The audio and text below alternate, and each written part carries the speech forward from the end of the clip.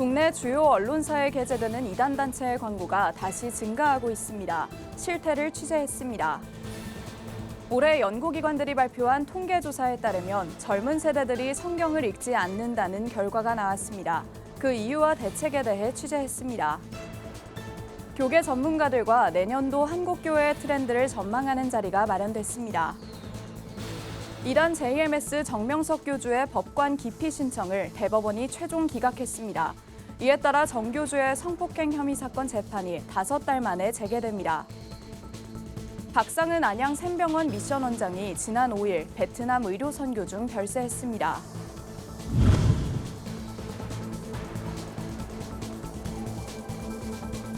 시청자 여러분 안녕하십니까? 구TV 뉴스입니다. 코로나 발병 초기 집단 감염으로 전국적인 확산을 촉발시켜 사회적 질타를 받았던 이단 신천지가 주요 신문에 전면 광고를 게재하고 있습니다. 교계에선 언론이 교도 결집을 위한 신천지의 광고를 실어주며 동조해선 안 된다는 비판의 목소리가 나옵니다. 보도에 김혜인 기자입니다. 지난달 국내 주요 일간지에 이단 신천지 전면 광고가 게재됐습니다. 10월 한 달간 주요 일간지에 실린 전면 광고만 11건에 달합니다.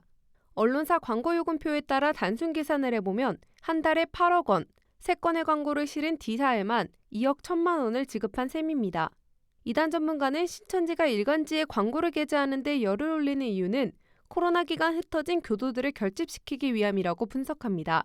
올해 그 10만 수료식 맞춰서 분위기 조성 의미가 있겠죠. 내부에 침체된 분위기를 개선하기 위한 하나의 일환으로 엄청난 돈을 이제 거기다 투자하면서 보여주기식 홍보에 모든 게 다 초점이 맞춰져 있어요. 신천지는 교주 이만희를 죽지 않고 영원히 사는 구원자로 믿는 이단 사이비입니다. 코로나 집단 감염 사태 당시 사회적 질타를 받은 바 있습니다. 당시 앞다퉈 비판 기사를 작성했던 언론이 신천지 광고를 싣는 건 문제라는 지적이 나오는 이유입니다. 대구 지역에서 그 신천지에 의해서 굉장히 많이 집단 코로나 환자가 발생하고 굉장히 사회적으로 무리를 일으켰었잖아요. 언론들이 굉장히 거기에 대해서 부정적으로 보도를 했어요. 그런데 이제 지금 이게 시간이 얼마 지나지도 않았는데 그런 이제 광고들을 실어준다고 하는 것이 언론의 품위나 신뢰성이나 이런 면에서도 사실은 떨어진다고 보거든요. 한국교회 언론에는 논평을 통해 이단 광고를 싣는 건 이단을 조장 홍보해주는 것이라고 비판했습니다. 언론이 이단들의 활동과 교리를 주장하는 광고를 실어주면 많은 사람들이 문제가 없는 종교로 오해할 수 있다는 겁니다. 일반 언론들이 그런 이단 광고를 무분별하게 냈을 때 결과적으로 쪽에서는 그 광고 나간 것을 가지고 언론에서 우리를 인정했다. 이렇게 이용합니다. 일반 언론들이 이단이나 이런 집단들을 인정하는 식으로 또 그리고 그것을 자기들을 그 언론에서 인정했다고 하는 것으로 악용할 수 있는데 그게 사용되어지기 때문에 그래서 그렇게 이단 광고는 내주면 안 되는 거거든요. 현재 교주가 구속 재판 중인 JMS를 비롯해 신천지 등 이단에 빠진 피해자들은 여전히 많은 상황입니다. 때문에 언론은 사회적 역할과 책임을 돌아보며 변별력을 높이고 교계는 지속적인 모니터링을 통해 이단의 행태를 예의주시해야 할 필요성이 커지고 있습니다. 구TV 뉴스 김혜인입니다. 올해 목회데이터 연구소 조사에 따르면 크리스천 청소년들 가운데 일주일 동안 성경을 하루 혹은 전혀 읽지 않는 비율이 절반 이상인 것으로 드러났습니다. 성경을 읽지 않는 청소년들, 그 이유와 대책에 대해서 알아봅니다. 김효미 기자가 보도합니다. 올해 목회데이터 연구소가 조사한 2023년 청소년 신앙의식 조사에서 개신교 중고등학생 500명을 대상으로 조사한 결과 일주일 동안 성경을 전혀 읽지 않는다가 31.8%, 하루 정도 읽는다는 28.4%인 것으로 조사됐습니다. 즉 일주일 동안 하루 이하로 성경을 읽는 청소년들이 60%를 넘습니다. 목회데이터가 또 조사한 2023년 청소년 신앙의식 조사에 따르면 개신교 중고등학생의 일주일 동안 성경 묵상을 하는 빈도는 평균 1.8일 정도. 성경을 읽지 않는 가장 큰 이유가 바로 어려워서였습니다. 합동신학대학원대학교 이승구 교수는 다음 세대가 성경을 읽지 않는 이유는 여러 가지가 있지만 특히 미디어가 익숙한 세대라는 것이 성경을 멀리하게 만든다고 전했습니다. 젊은 세대는 책을 안 읽거든요. 영상에 더 익숙하고 또 예배당에 가서도 성경책 찾기보다는 다 띄워주니까 젊은 세대는 영상에 좀 익숙하니까 영상 등의 다양한 방식을 사용해서 성경의 내용을 알게끔 하는 것. 영상을 비롯한 미디어에 더 익숙한 세대인 만큼 영상을 활용하는 것이 교육에 긍정적인 효과를 미친다는 건 다수의 기관들이 연구한 결과로 확인된 바 있습니다. 이 때문에 성도들의 성경 읽기를 돕기 위해 스마트폰으로 성경책 접근이 가능하도록 수많은 앱이 개발되고 있습니다. 국내에서 가장 많은 성도들이 이용하는 굿TV 다번역 성경찬송 앱은 젊은 세대들이 스마트폰으로도 성경을 접할 수 있도록 돕는 대표적인 사례입니다. 한 발 더 나아가 최근에는 성경 읽기 레이스와 같은 이벤트처럼 성경 읽기가 공동체에서 교제하는 데 활용되고 개인적으로는 즐겁게 통독할 수 있도록 하는 등 다양한 방법들이 개발된다는 점도 미디어가 성경 읽기를 돕는 수단이 됐다는 것을 확인해 줍니다. 전문가들은 젊은 세대의 성향을 파악한 이러한 성경 읽기 방법들이 개발되기 위해선 한국교회와 교육기관들의 많은 관심과 도움이 필요하다고 당부했습니다. 굿TV 뉴스 김효미였습니다. 교회 성도들의 감소세는 가속화되고 목회 환경 곳곳에 AI가 활용되는 시대. 전문가들은 다가오는 2024년 한국교회의 모습을 이렇게 예측했습니다. 이처럼 각종 데이터를 통해 교회의 미래를 예측한 책, 한국교회 트렌드 2024의 저자들과 함께 한국교회의 변화와 대응 전략을 알아보는 자리가 마련됐습니다. 권현석 기자가 보도합니다.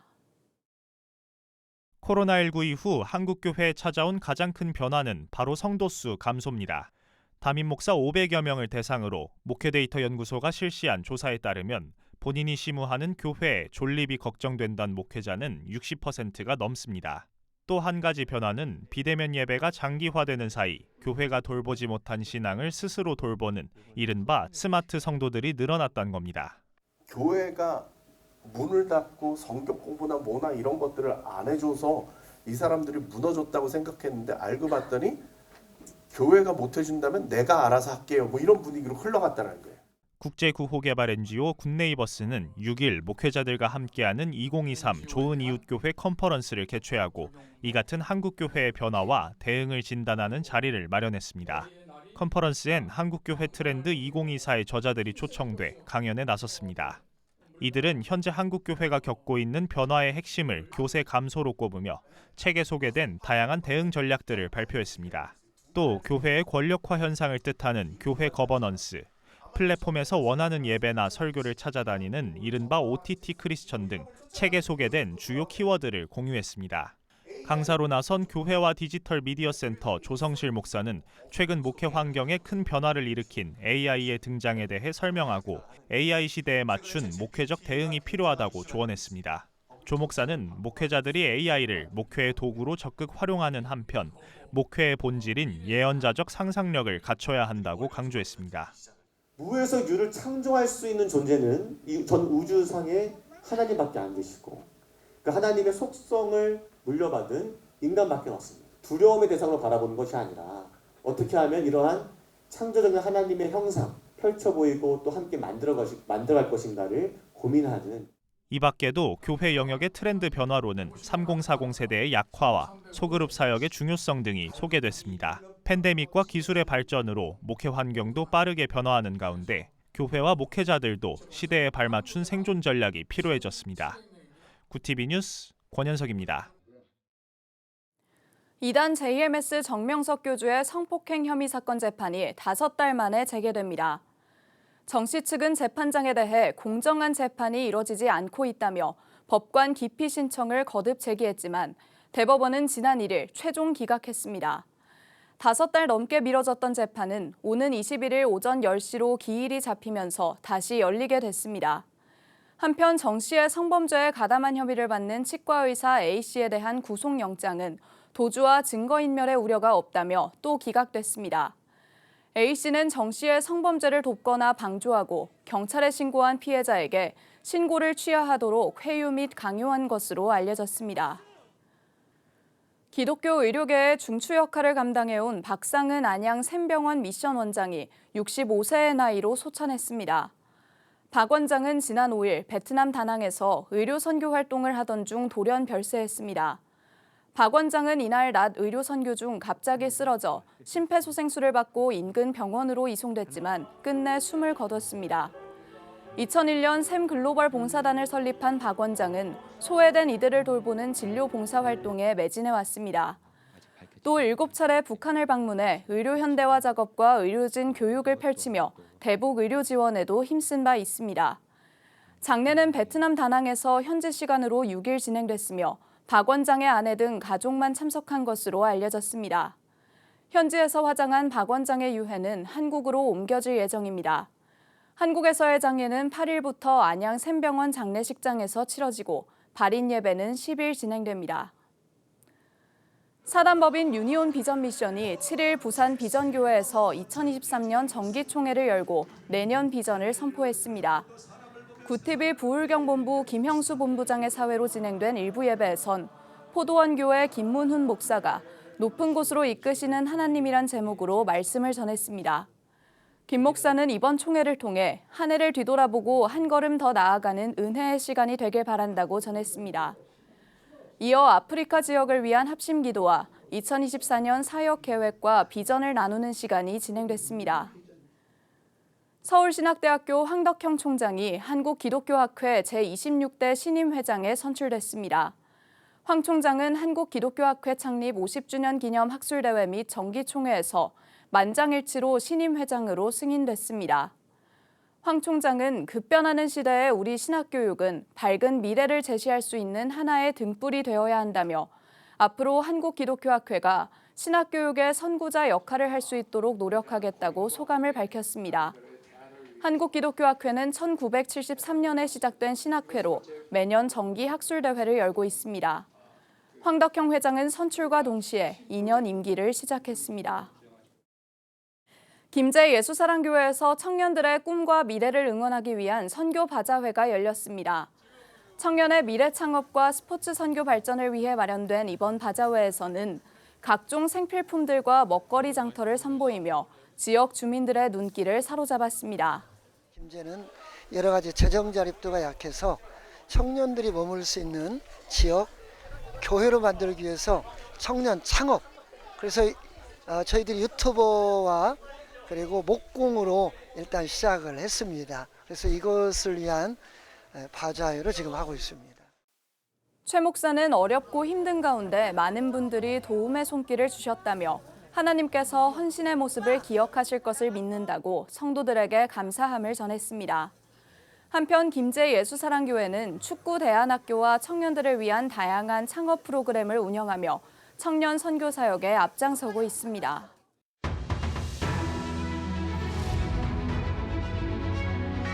오늘의 이슈 포커스입니다. 환경부는 7일 식당과 카페 등 식품 접객업과 집단 급식소에서 일회용 종이컵을 사용할 수 없게 했던 금지 조처를 철회한다고 발표했습니다. 또 식품 접객업 등에서 일회용 플라스틱 빨대와 젖는 막대의 사용을 금지했던 조처에 대해선 계도 기간을 사실상 무기한 연장했습니다. 일회용품 추가 규제 가운데 편의점 등 종합소매업과 제과점업에서 비닐봉지 사용 금지 조처에 대해서도 계도 기간을 연장했습니다. 임상준 환경부 차관은 이날 브리핑에서 1년 계도 기간에도 충분한 사회적 합의에 이르지 못했다며 경제가 어려운 상황에 고통을 겪는 소상공인과 자영업자에게 규제로 또 하나 짐을 지우는 것은 정부의 도리가 아니다라고 밝혔습니다. 특수강도 혐의로 서울구치소에 수용됐다가 병원 치료 중 달아났던 김길수가 병실 안에 있는 화장실을 쓰다 그대로 도피 행각을 이어간 것으로 드러났습니다. 지난 4일 안양시 동안구 한림대학교 성심병원에서 교정 관계자들은 김 씨가 화장실을 이용하겠다고 요청하자 수갑을 풀고 보내줬고, 이에 김 씨는 버젓이 문을 모두 지나쳐 탈출한 것으로 알려졌습니다. 관계자들은 이후 탈출한 김 씨를 찾기 위해 도주 1시간 뒤에 경찰에 연락했으며 경찰은 의정부시에서 지인에게 연락하는 정황을 파악해 위치를 특정했고, 이에 김 씨 탈출 63시간 만에 최종 체포했습니다. 김 씨는 현재 계획 범행 사실에 대해서는 부정하고 있으며 최초 구치소에서 플라스틱 숟가락을 삼켜 병원에 가게 된 것도 우발적이라고 주장하고 있습니다. 한국소비자원이 운영하는 가격정보 종합포털 참가격에 따르면 지난달 기준으로 가공식품 32개 품목 가운데 24개의 가격이 1년 전에 비해 크게 상승했습니다. 품목별로 보면 햄 가격이 지난해 10월보다 37.7%나 올라 상승률이 가장 높았고 케첩과 된장, 간장, 참기름 순으로 큰 폭의 가격 상승률을 보였습니다. 이외에도 생수와 우유, 설탕 등 필수 식품으로 분류되는 품목도 15% 안팎의 높은 가격 상승률을 기록했습니다. 업계 관계자는 우크라이나 전쟁, 이스라엘 하마스 분쟁 등과 같은 국제 정세 악화로 주요 곡물과 유가 등의 국제 원자재 가격이 꾸준히 오르고 있다며 당분간 국내 가공식품 가격을 억제하기 쉽지 않을 것이라고 말했습니다. 삼성물산 리조트 부문은 7일 에버랜드에서 태어난 쌍둥이 판다가 생후 4개월을 맞아 사육 방식을 인공 포육 병행해서 완전 자연 포육으로 변경했다고 밝혔습니다. 야생 판다는 보통 한 번에 한 마리씩 새끼를 낳으며 간혹 쌍둥이를 낳을 경우 어미가 동시에 2마리를 돌볼 수 없어 한 마리는 도태시키는 것으로 알려져 있습니다.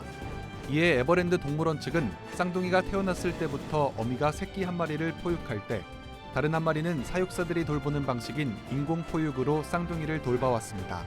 최근 동물원 측은 쌍둥이가 자연 포육 방식에도 건강에 이상이 없을 만큼 성장했다고 판단해 어미 아이바오에게 맡기기로 결정했으며 내년 초 외부 환경 적응 과정 등을 거쳐 쌍둥이를 일반에 공개하는 방안을 검토 중입니다. 구티비 뉴스 장정훈입니다.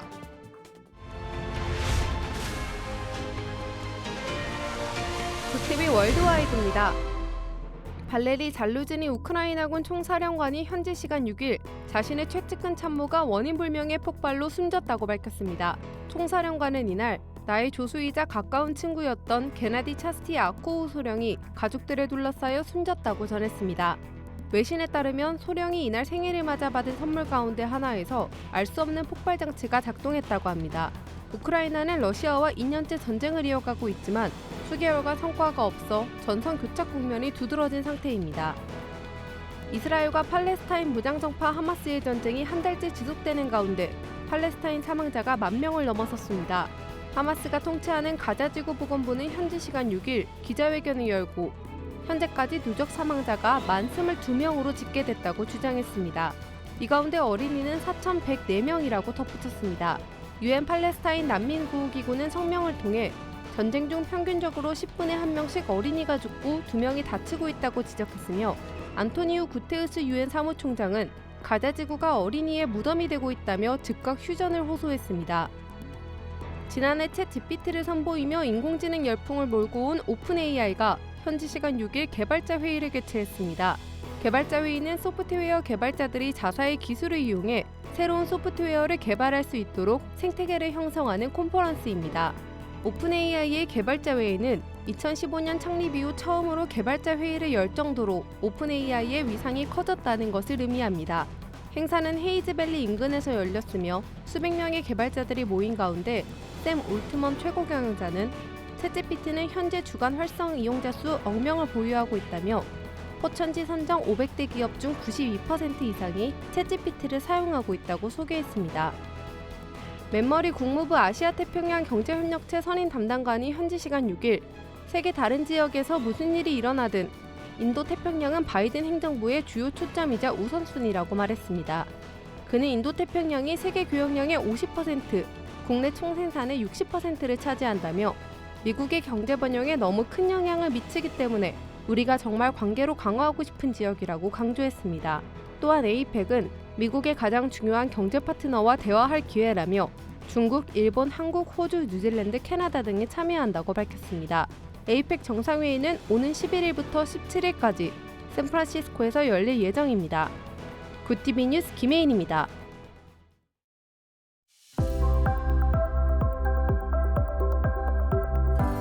내일은 절기상 계절이 겨울로 접어든다는 입동입니다. 서울의 아침 최저기온이 2도 안팎까지 떨어지는 등 올가을 들어 가장 춥겠는데요. 낮부터는 기온이 오름세로 돌아서면서 추위가 반짝 주춤하겠지만 주 후반에는 북쪽에 한기가 밀려들며 주말에는 더 강한 추위가 찾아오겠습니다. 기온 변화에 건강 잃지 않도록 유의해 주시기 바랍니다.